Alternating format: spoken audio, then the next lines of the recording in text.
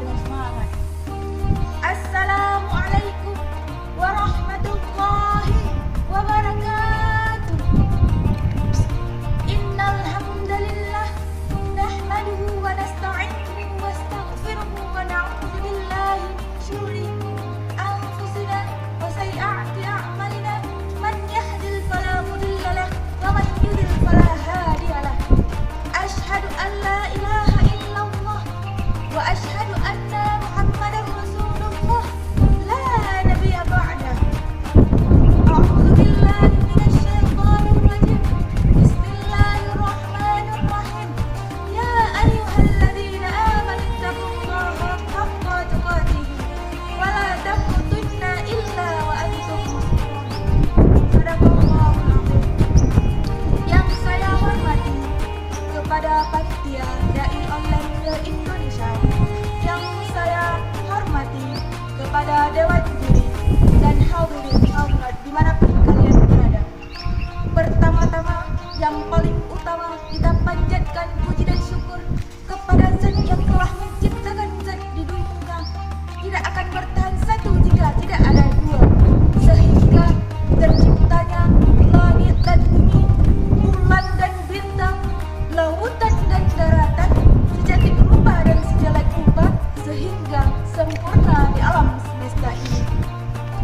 Kedua kalinya, selawat berbingkai salam senantiasa ber-SMS-an melalui HP Islaman dengan baterai keimanan. Siapakah hadirin? Habibana wa nabiyyana Muhammad sallallahu alaihi wasallam serta sahabatnya. Pada kesempatan ini, saya akan menyampaikan sedikit pidato yang berjudul Suri Teladan Nabi Muhammad sallallahu alaihi wasallam. Allah Subhanahu wa taala berfirman di dalam Al-Qur'an, A'udzu billahi minasyaitonir rajim. Bismillahirrahmanirrahim.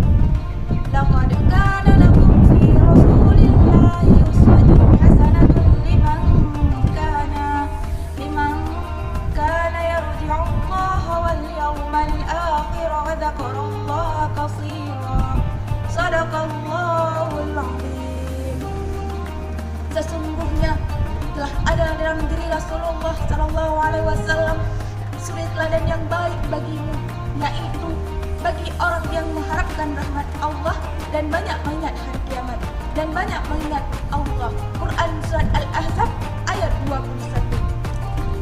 Dalam ayat tadi jelas bahwa kita umat Islam wajib kita contohkan dan kita patuhkan, harus bahagia di dunia dan di akhirat, seperti Nabi Muhammad sallallahu alaihi wasallam. Nabi Muhammad adalah seorang yang tinggi akhlaknya, baik budi pekertinya dan tutur katanya, ataupun sayang sesamanya, berpelihara dari sifat-sifatnya. Rasulullah sallallahu alaihi wasallam berkata, orang yang mendapatkan jaminan dari Allah untuk bahagia di dunia dan di akhirat.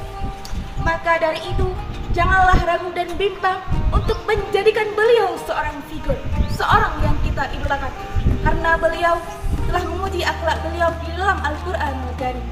Hadirin yang dimuliakan Allah, Nabi Muhammad SAW menganutkan kepada kita harus membina kebahagiaan hidup di dunia dan di akhirat. Rasulullah SAW bersabda, perbaikilah keadaan duniamu dan bekerjalah untuk akhiratmu, seolah-olah engkau mati esok pagi. Dalam hadis lain, Rasulullah SAW bersabda, bekerjalah untuk duniamu, seolah-olah engkau hidup selamanya, dan bekerjalah untuk akhiratmu, seolah-olah engkau mati esok. Dalam hadis jelas bahwa kita umat Nabi Muhammad SAW wajib untuk memperjuangkan kebahagiaan hidup di dunia dan di akhirat. Kita tidak boleh mementingkan dunia saja, kita tidak boleh mementingkan akhiratnya saja, tapi kita harus mementingkan dunia dan di akhirat, dan kita harus bisa membahagiakan dunia dan di akhirat.